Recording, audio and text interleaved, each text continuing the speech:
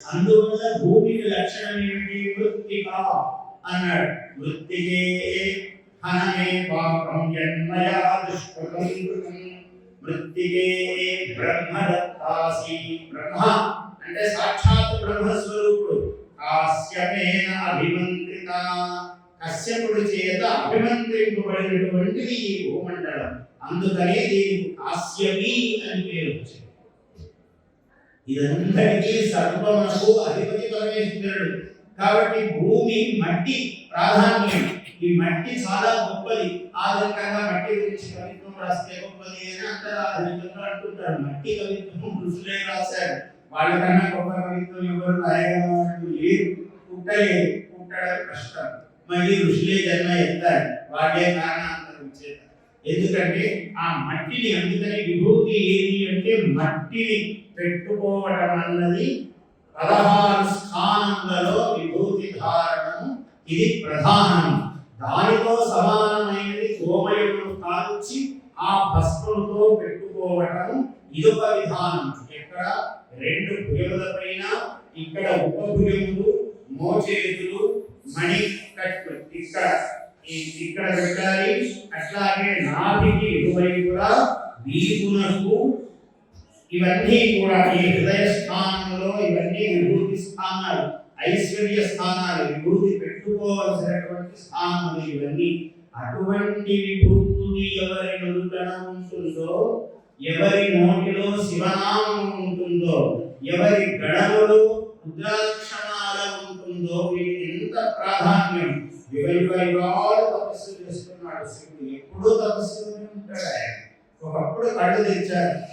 ఆ తీవ్రమైనటువంటి వేడికి అలా కంటి నుంచి బాష్పములు రాలేట. అది ఒట్టు పెట్టకూడదు, బాష్పము అన్నారు. ఆనంద బాష్పం. అది ఆ బాష్పం కన్నీరు తొలగింద అంటే ఆనంద బాష్పమే. శివుడు ఎప్పుడు నిత్యానంద స్వరూపుడు. ఆయనకి ఇంకొక స్థితి లేదు. ఆ ఆనంద బాష్పము రాలేటప్పటికీ అది ఒక వృక్షమైంది. ఆ వృక్షమైతే అది రుద్రాక్షగా దాని యొక్క రూపము దాల్చింది. అది శివుని యొక్క ఆనంద బాష్పమే రుద్రాక్ష. ఆ రుద్రాక్ష ఇంత ఉసిరిక స్థాయి నుంచి రేగుపండు స్థాయి ఇంకా చిన్నవి, ఇలా అనేక విధాలుగా ఒక్కొక్క పరిమాణానికి ఒక్కొక్క ఫలం చెప్పాడు. ఏది తక్కువ కాదు, ఏది ఎక్కువ కాదు. ఒక్కొక్క దానికి ఒకదానికి ఆనందం, ఒకదానికి ఐశ్వర్యం, ఒకదానికి అభివృద్ధి, ఒకదానికి ధనం, ఒకదానికి సంతృప్తి, ఇట్లా అనేక విధములైన ఫలం. రుద్రాక్ష అంటే చాలు. అది చిన్నది పెద్దది అని లేదు. నీ శక్తి కొద్ది. శక్తి అంటే డబ్బు పెట్టడం కాదు, నీవు పెట్టగలిగి తెచ్చుకోవాలి కదా. రుద్రాక్ష చెట్లు ఎక్కడైనా ఉంటాయి, కానీ మనం నేపాల్కో ఎక్కడో కాశీకో రుద్రాక్ష తెచ్చుకోవాలంటే ఎక్కడో తెచ్చి సిద్ధం చేసి అమ్మితే మనం తీసుకోగలం. అందువల్ల ఆ రకమైన శక్తి కూడా ముఖ్యమే. శరీరానికి ధారణా శక్తి. ఇంటిలా రుద్రాక్షలు వేసుకుంటూ ఒక్కొక్కరు భరించగలరా? ఆయన శరీర తత్వాన్ని బట్టి, ఆయన బలాన్ని బట్టి ఆయన భరించగలరు. ఇంకొకటి, స్త్రీ పుం భేదం లేదన్నారు. ఆడవాళ్ళు కూడా రుద్రాక్షలు ధరించవచ్చు. ఆడవాళ్ళు వచ్చు కాదు, ధరించాలి.